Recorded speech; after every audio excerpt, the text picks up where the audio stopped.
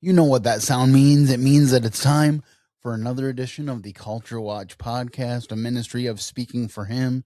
And I'm so grateful to have the opportunity to spend time with you again today. I hope you had a wonderful 4th of July and that you are still reveling in the fact that we get to celebrate 250 years of American independence this year. I feel so blessed to live in the United States of America. It is not a perfect nation. There is no such thing as a perfect nation because the only perfect nation or government that will ever exist is when Jesus comes back to this earth, makes a new heaven and a new earth, and is in charge of the whole thing. Let's be honest. But I'm looking forward to that day when he will reign on this earth. And those of us who are believers, the Bible tells us that we will reign with him because he has made us kings and priests to our God. And that is an exciting thing. But until then, we are to occupy and to spread the gospel and to share the light of Jesus with as many people as we can. And that is one of the main reasons why I do the Culture Watch podcast, because I believe that we need to look at current events and news through the lens of the Bible, because the Bible is the definitive moral standard that has kept America alive for 250 years. And I know there are certain people that will debate whether there were Christian foundations to the United States of America. But if you do any sort of honest study of our founding fathers, you will find that a great many of them trusted the Lord Jesus as Savior, and those that did not still had a great respect for the Bible as a moral text and as a guide for the founding of our nation. So we have a lot to be thankful for today. I, for one, am thankful for you and the fact that you take time to listen to this show every week. I would encourage you to go back and listen to the Speaking for Him podcast for last week, because that was my celebration of America's 250th birthday, and I think that you will be blessed by it. Well, with all of this being said, let's look at news for the week of July 6th.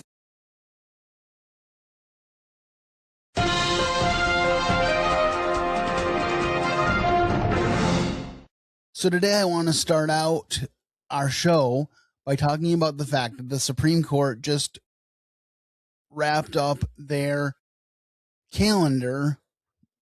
And so, as they do every June, they release some pretty important decisions.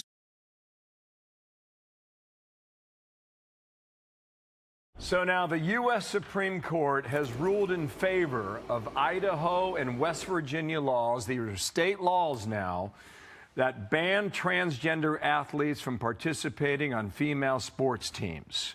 So the challenges against those laws have now prevailed. Don't know what the breakdown was. Some thought it might be 9-0. Others were suggesting 7-2. We'll await that and bring in our legal panel, Jonathan Turley, Brett Tolman, former federal prosecutor, and Carrie Severino, former law clerk for Justice Thomas and president of JCN. Okay, Professor Turley, the Supreme Court rules in favor of those laws. Break it down. This is what we anticipated after the oral argument. The justices appeared to view this as a matter left to the states.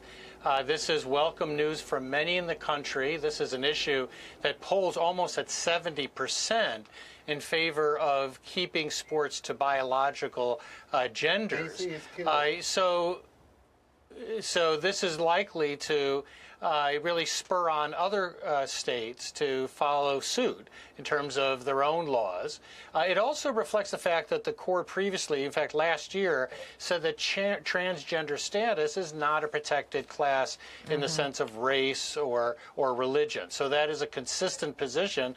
Particularly justices like Justice Barrett have been extremely outspoken on that point, saying that this is not going to happen, to treat transgender status as that same type of protected class. And during the argument, the litigators actually sort of tried to avoid that because they knew where the majority of the court was. And Shannon Brame, you've got a little bit of more information for us as this has just come down from the court. interesting opinion in that there are all kinds of splits, concurrences and dissents, but nearly every justice is signed on to concurring at least in part. We'll have to read the different concurrences and dissents here, but all of them support this decision at least in part. From the majority opinion, it says sports are highly competitive and generally zero-sum.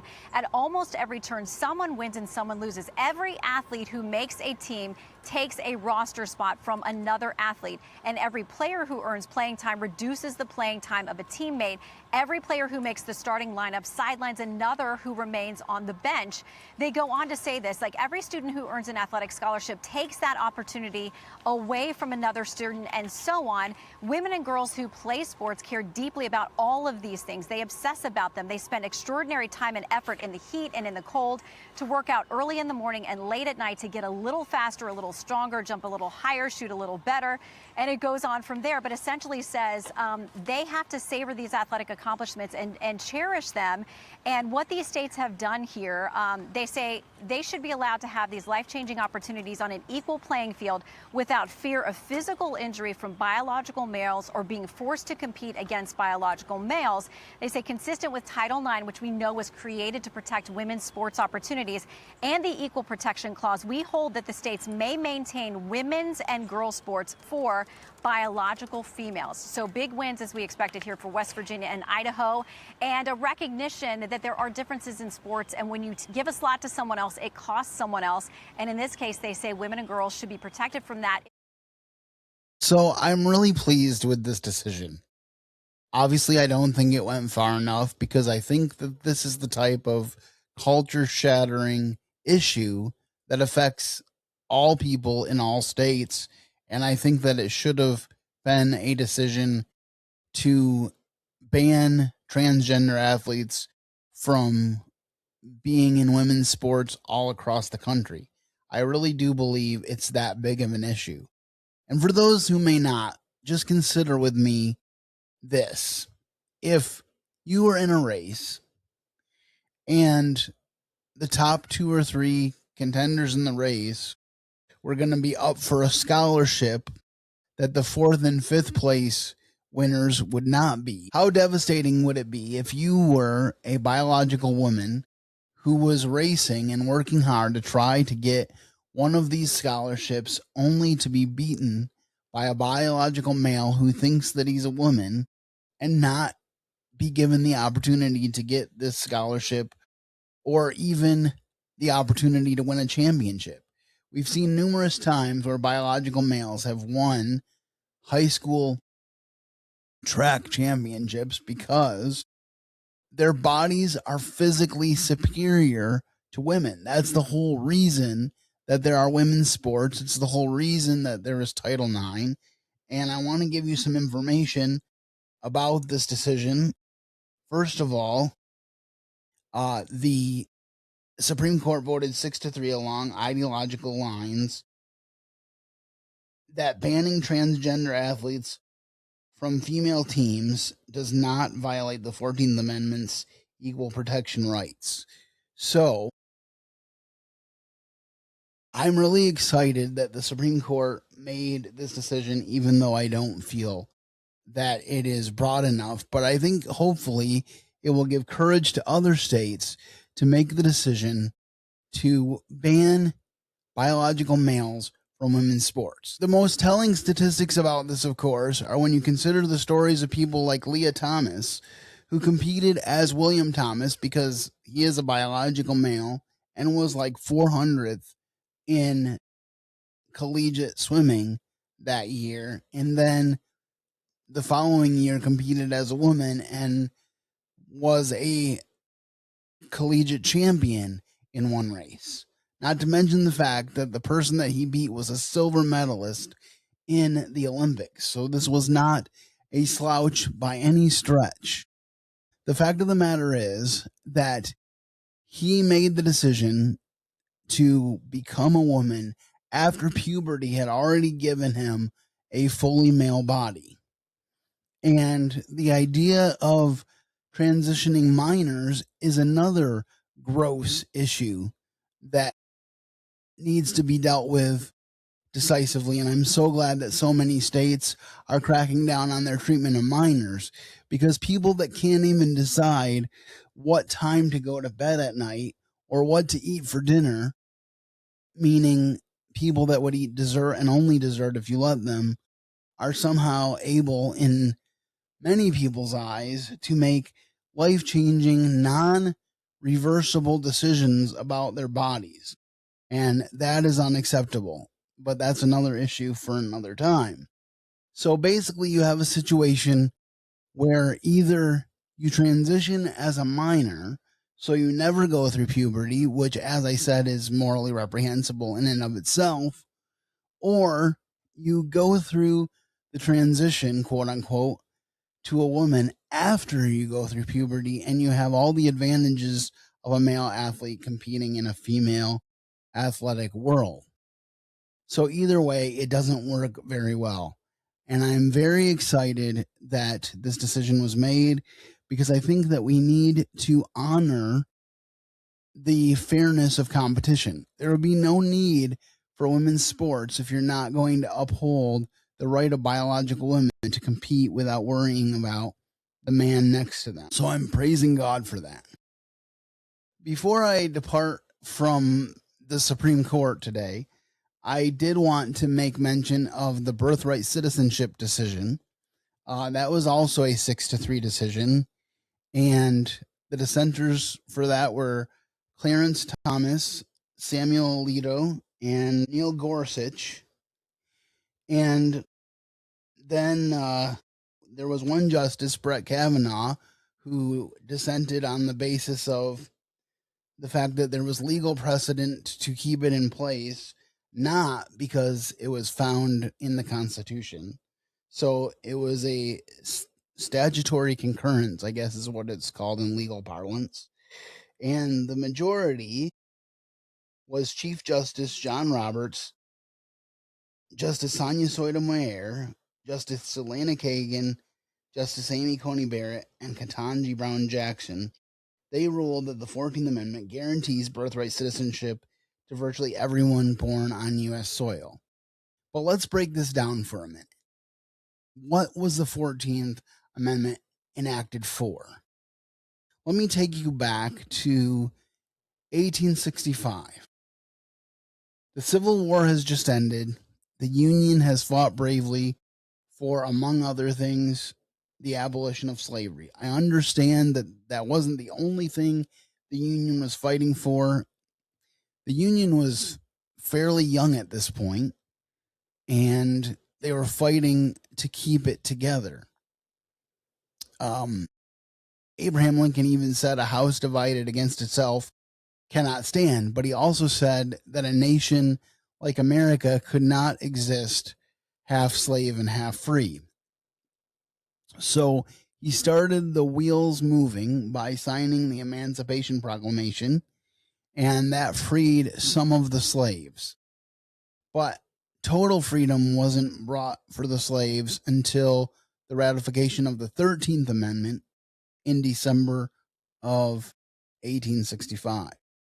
So then the question becomes, if every single black person who was a slave is now free, what is their status in the U.S.? And the 14th Amendment was developed to say that if you were currently residing in the U.S., if the U.S. was your place of residence, then you should be considered just as much of an American citizen as anybody else, from the poorest slave right on up to the richest bureaucrat. And so that was a definitive statement that slavery and discounting the personhood of anyone who was a slave was unacceptable. And now we've come to a situation where people have reapplied this amendment to mean that anyone born on American soil is considered a U.S. citizen. But the problem that is cropping up is we have people that are not U.S. citizens coming to America, having their babies who are defaulted into U.S. citizenship, then bringing their babies back to their country of origin so that their babies can slip back in years later. And let me be clear here. I want as many people who actually want to be American citizens and contribute to the greater good of America and live in liberty and freedom to come here. I'm so grateful that my sister-in-law is a permanent resident of the U.S. and Lord willing, within a few years, she will have the opportunity to become a U.S. citizen. Nothing makes me happier. But the problem that we are facing as a country is that we have an increasing number of people who come here not with the idea of pursuing liberty, but with the idea of bringing the same shackles to America that they escaped when they left their country of origin.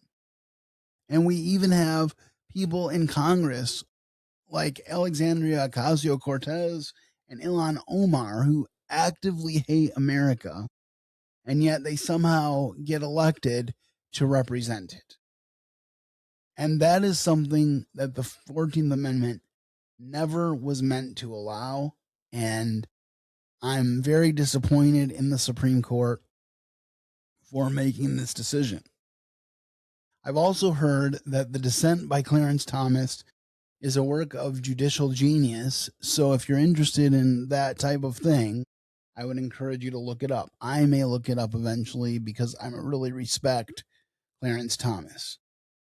But I did want to say one final thing, and I guess in a sense, this is the main reason why I brought up this issue, is that there's a lot of people saying that Amy Coney Barrett proved that she was a liberal justice by making this decision.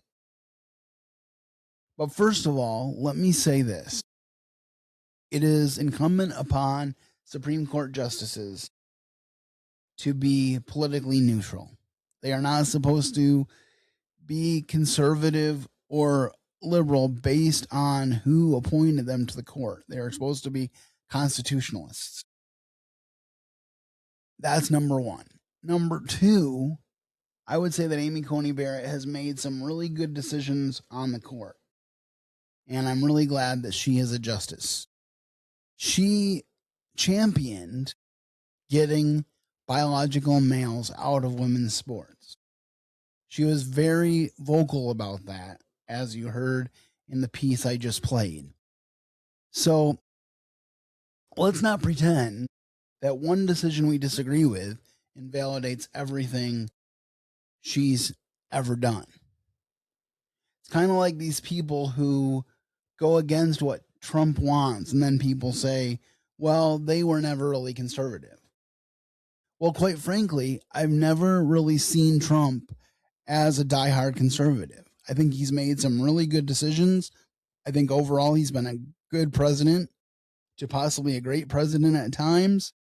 But just because Trump believes something doesn't make it automatically right.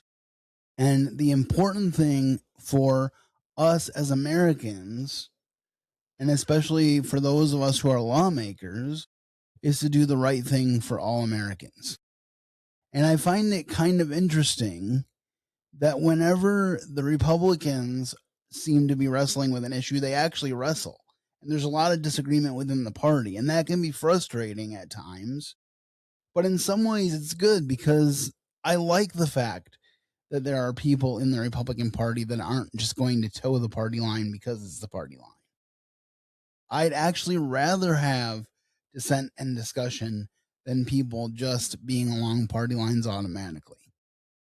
So I don't want to turn into a conservative version of what the left does, which is if you do one thing that I don't like, then I cancel you entirely and none of your opinions are valid. We often talk about, as conservatives, how we should be able to disagree in a civil manner. So the way some of these conservative pundits are acting about Amy Coney Barrett, I'm ashamed of it. I'm ashamed of Matt Walsh for what he said about Amy Coney Barrett. I'm ashamed of Benny Johnson for what he said about Amy Coney Barrett. Do I agree with her decision on this issue? Absolutely not. I think the Supreme Court made a mistake, and I hope that somehow, some way, this issue comes up again and we're able to deal with it in a better way. Because here's what needed to happen. Birthright citizenship can exist because obviously if your parents are from another country, they come here legally, they become citizens, they are actually living as residents, then you should be allowed to become an American citizen. Absolutely, definitely. But we need to tighten up the definition because, as I said, it should not simply be enough to be on American soil when you give birth. I think you have to give allegiance to America. And there's nothing wrong with having sovereignty in America. You know, a lot of people like to cite the Old Testament about how it says to be good to the foreigner and the stranger because you were once a foreigner in Egypt. And that is absolutely a good principle to live by. But do you ever stop to consider that many times when God says, let the same standard be for the foreigner as for the native, if you read the whole context of the passage, it is right as he is outlining a major requirement for the whole of Israel. And he says, if you want to reside in Israel, you have to do this thing that I command all people to do. So it's not a free ride type of situation. It's a situation where if someone wants to be a part of Israel, they should assimilate. And I feel the same way about America. If someone wants to be a part of the United States of America, absolutely they should be allowed to come here, but only if they assimilate, only if they take pride in being an American first and foremost.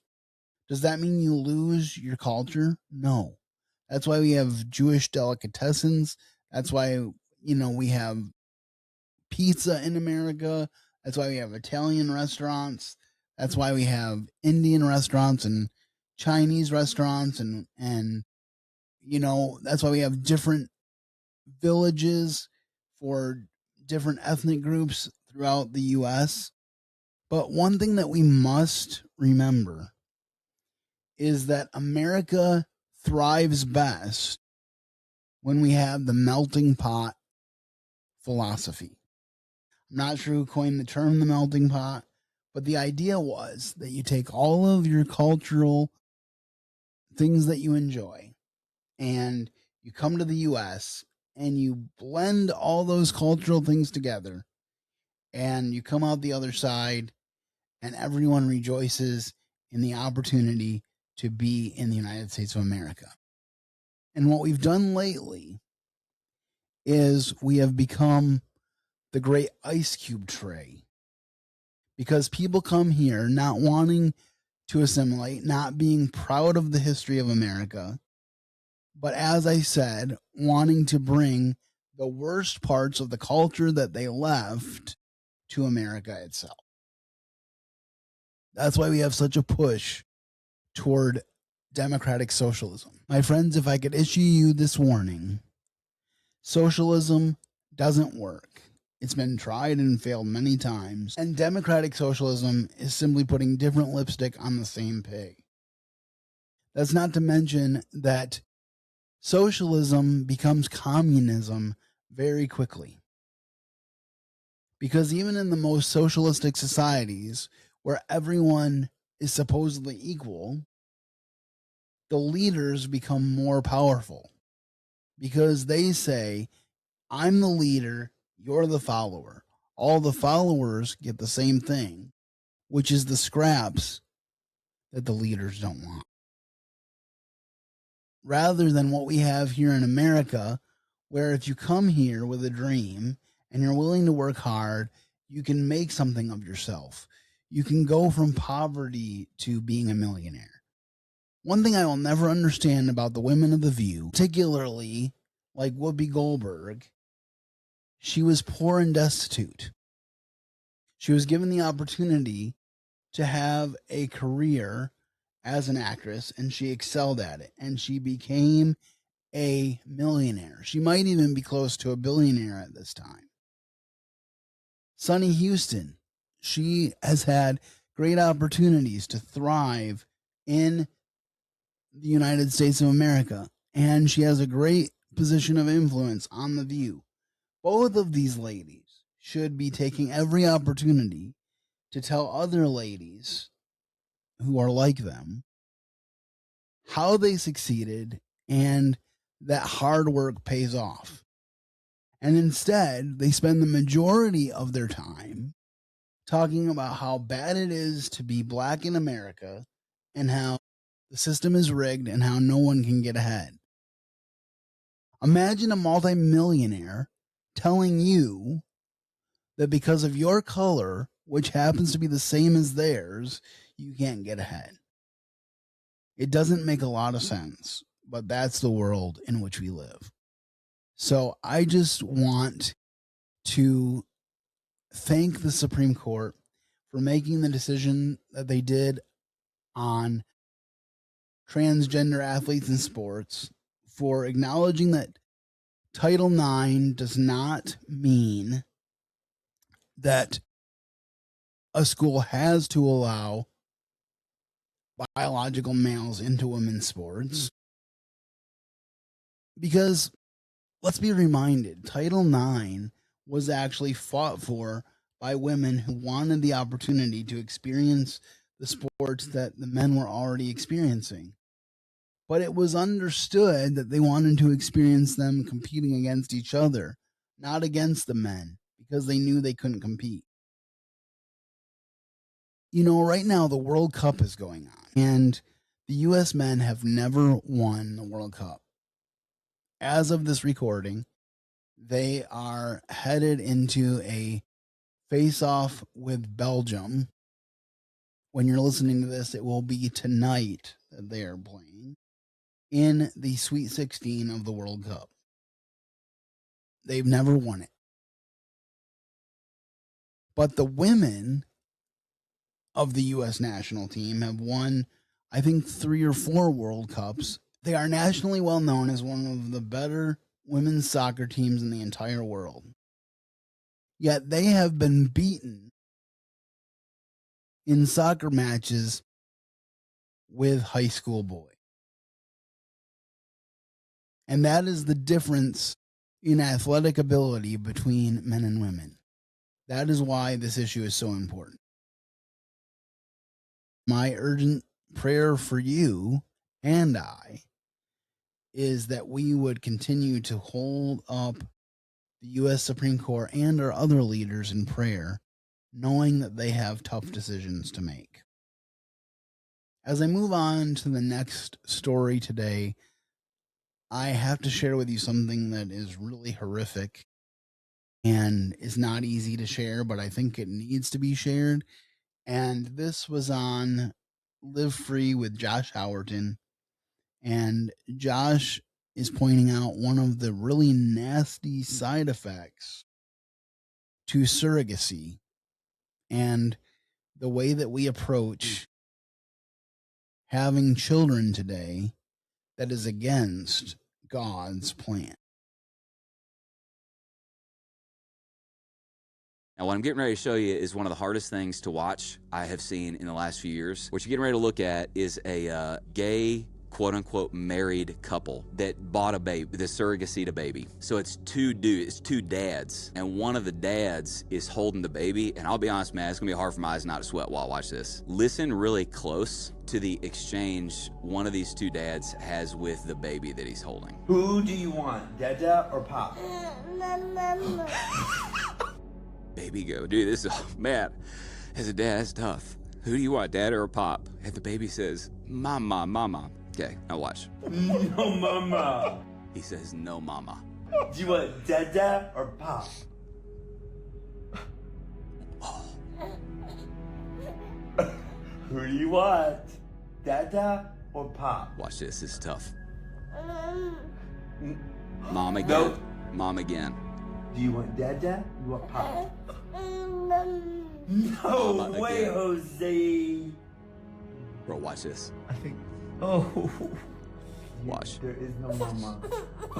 Oh, I'm so sorry. You have dad. And you have there pop. is Two no choices. mama. No And mama. baby just starts weeping. Watch this. No.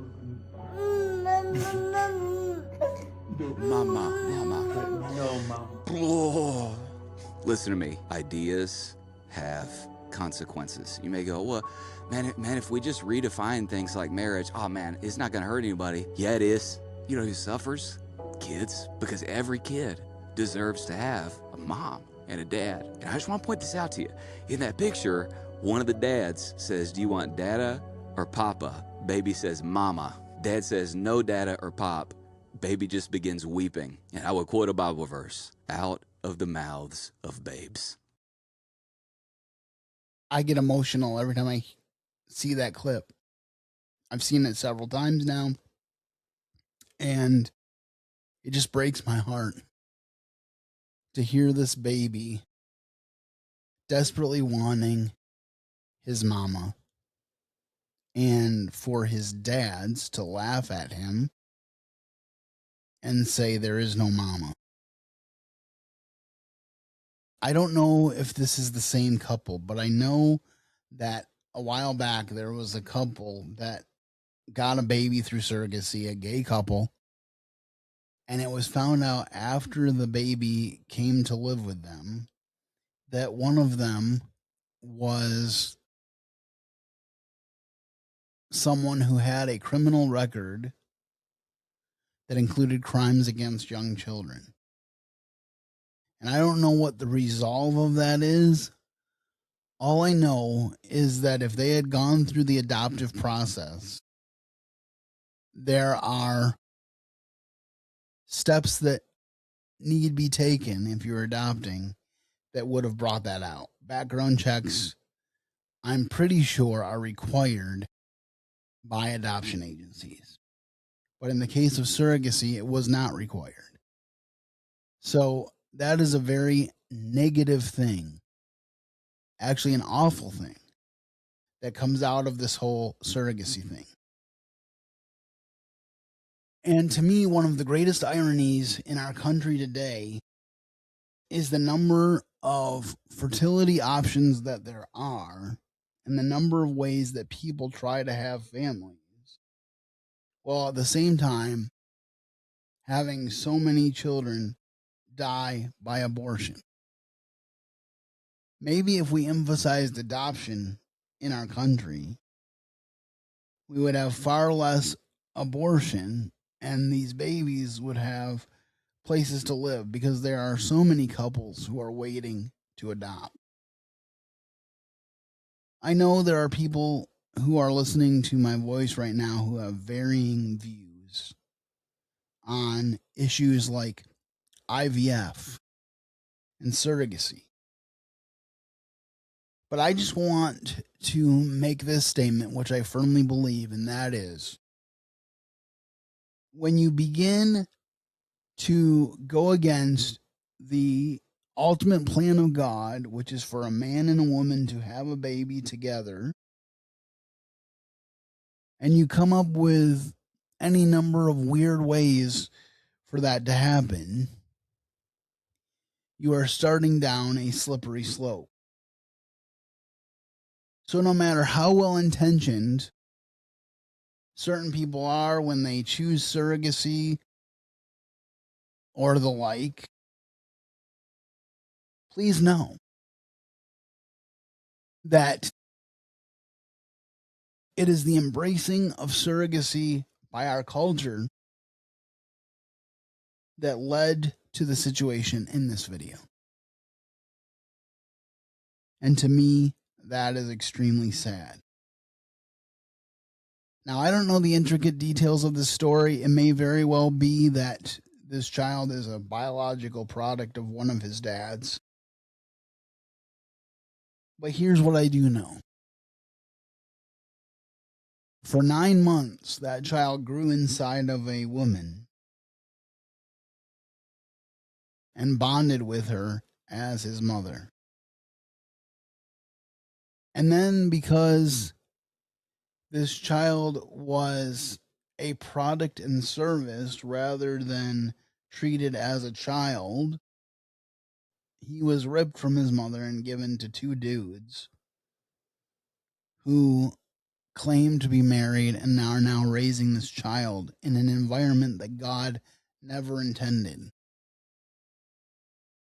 Jesus quotes in Matthew 19 from Genesis, where it says, "For this cause shall a man leave his father and mother, and be joined unto his wife, and they two shall be one flesh. And what God has joined together, let no man separate." And the children that are born of a union are perfect examples of the one flesh covenant of marriage, because kids have characteristics of both their father and their mother. I find it interesting looking at my nephews and nieces, because I feel like the majority of my nephews and nieces look more like my in-laws than my siblings. There's usually one or two in each family that look like their dad, and one or two in each family that look like their mom, though, because it's a perfect combination of the two parents. And that's the way it is supposed to be. And I know that some people struggle to have children, and so they look for ways to make that happen. And I know it's not easy to go through these things. I mean, I'm single at 47. So the odds that I'm going to have a biological child, even if I get married, are not that great. And I yearn for someone to call me dad. But I also know that there's a right way and a wrong way to go about this. And it is because we as a society have embraced things like surrogacy that this evil story that Pastor Howerton shared in the clip I just played happened. If surrogacy hadn't been embraced by our culture, then maybe this child would not be faced with this horrible circumstance. Now, I believe that God has grace, and I think we should pray for this young baby, that God will protect him. But the whole thing just made me very sad. God has a blueprint for the way we should live our lives, and we should not be afraid to embrace it and encourage others to embrace it as well. Well, I'm about to wrap up the show here today. I thank you so much for watching, and I hope that this has been beneficial to you. I appreciate my listeners as well. So just a reminder that you can watch this on YouTube every week, or you can listen to it on your favorite podcast app. Both options are available to you. And if you watch it, you can see the clips that I'm watching. So you might want to head over to YouTube, subscribe, and enjoy being a part of that community. But as I wrap up the show today, I want to share with you some encouragement for this journey that we call the Christian life. And I have to say, one thing that has really encouraged me is the faith of Danica McKellar, who played Winnie on The Wonder Years. A couple years ago, Candace Cameron Bure, who played DJ Tanner on Full House, was able to lead Danica McKellar to the Lord. And there's always a certain amount of skepticism when that's concerned, like how real is the conversion? And I always pray for these people that they would be firmly planted and encouraged in the Lord, and that they would grow and thrive. And it seems evident to me that that is exactly what is happening for Danica. And I came across this video of her talking about the importance of forgiveness and forgiving others. How do you forgive somebody?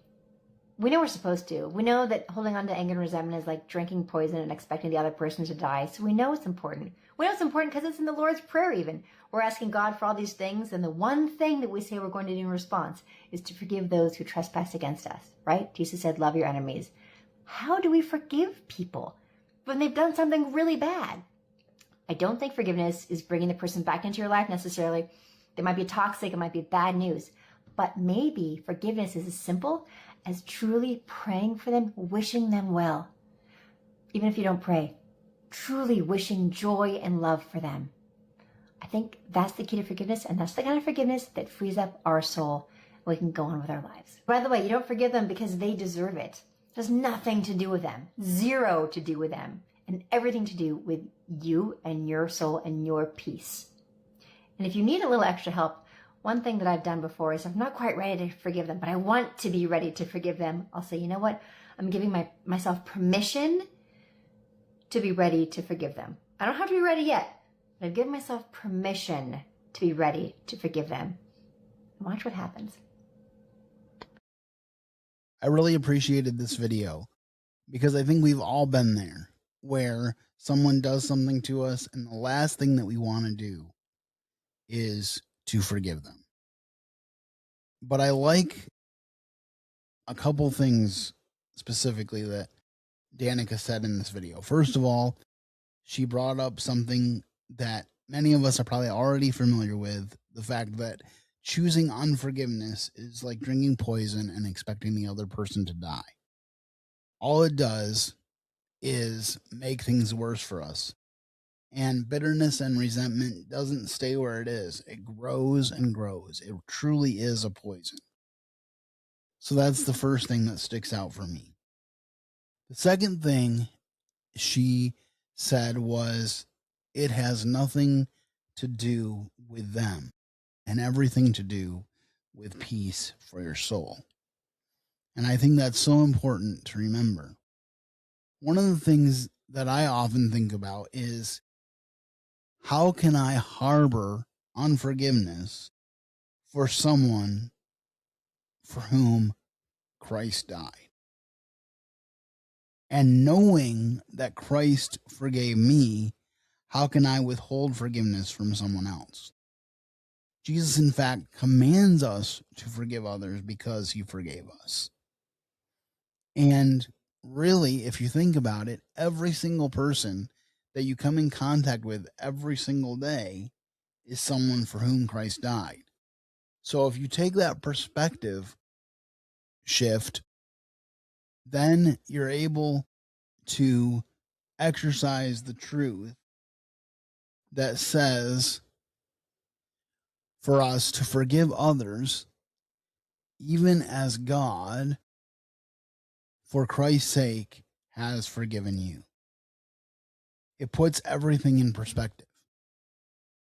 Like the whole point of the Christian journey is for us to come to the place where we realize that we are no good in and of ourselves, that we have no standing before God, and that the only way we can get to heaven is through accepting God's forgiveness. Because if we accept God's forgiveness, he takes our sin and he makes us the righteousness of God in him. It's the greatest exchange that ever took place, and it took place on a hill called Mount Calvary.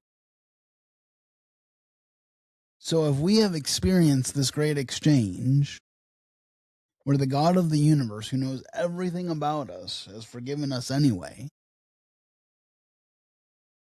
how can we not be forgivers ourselves? It is the call of every Christian to be a forgiver.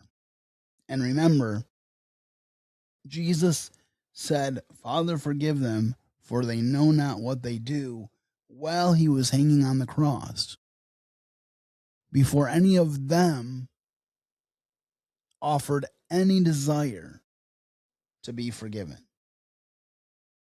And I believe if you look at the scriptural account, you will see that God began to answer that prayer of Jesus's almost right away. First with the thief on the cross, who said, "Remember me when you come into your kingdom." As you look at that story, you realize that both thieves were cursing God and cursing at Jesus. just as the Pharisees were, just as the religious leaders were. But at some point, one of the thieves realized who Jesus was. He realized that Jesus was a king, that he had a heavenly kingdom. And he realized Jesus was going there, and he simply said, "Remember me when you come into your kingdom." And Jesus said, "Today you will be with me in paradise." And as if that weren't enough, another character has a life-changing encounter with God there as well, because we see that the centurion says, first of all, surely this was a righteous man. And then one of the Gospels says, surely this was the Son of God. And I truly hope that after the resurrection, someone told him the rest of the story and he came to know the Lord Jesus and we will see him in heaven one day. I don't know if that's true, but I truly hope that it is. So anyway, my prayer for you and for me is that we would be people who are known as forgivers, because the God that we serve is the ultimate forgiver. Again, he knows everything we did and he forgave us anyway. He knows our frame. He remembers that we are dust. And he loved us anyway, and he loves us still, because Jesus Christ is the same yesterday, today, and forever.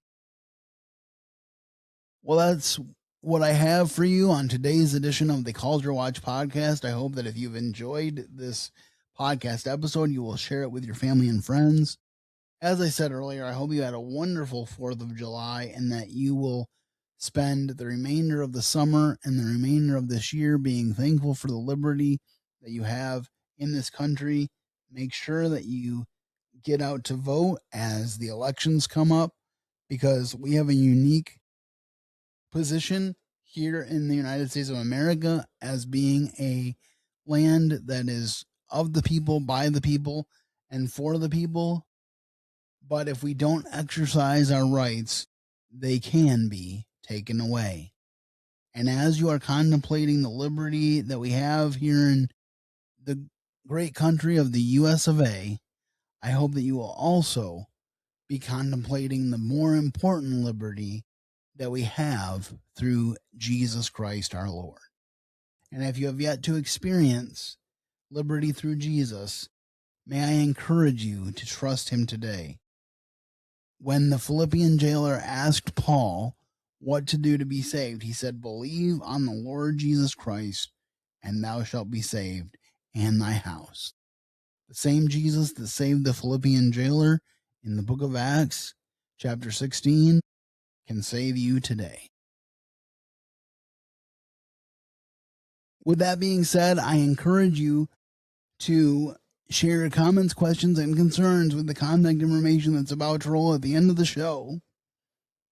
And with all this being said, have a great week and keep serving the best of masters.